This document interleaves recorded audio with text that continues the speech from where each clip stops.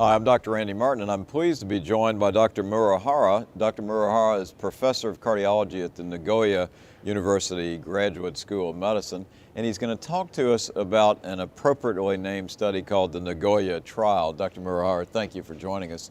What is the Nagoya Trial? Yes, as you know that hypertension and type 2 diabetes are two major risk factors, and if you combine hypertension and diabetes, increase remarkably the risk of cardiovascular disease.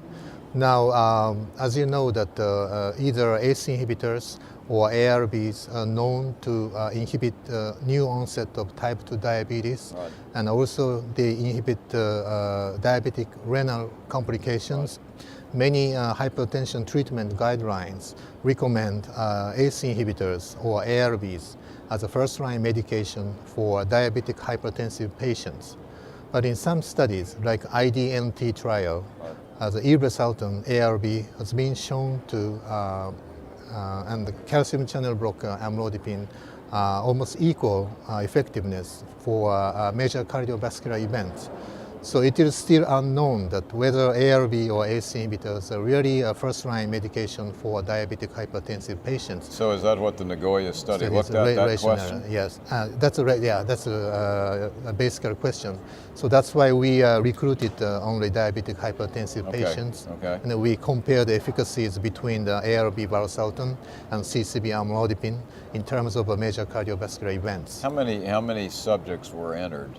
We recruited totally 1,150 patients. Big study, and and how long did you follow them? Median follow-up time is 3.2 years. So that's a sizable study, and that's very good. The next question would be, what were the findings? Yes, actually, first of all, the control of blood pressure and control of blood glucose levels, as judged by hemoglobin A1C levels, was comparable between the group. Okay. And then primary composite cardiovascular events, there are no significant difference between the amlodipine and Valsartan group.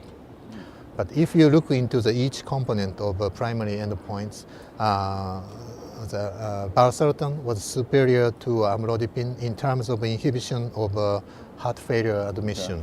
Okay. So do you think that this has an impact on the way we will practice in the future?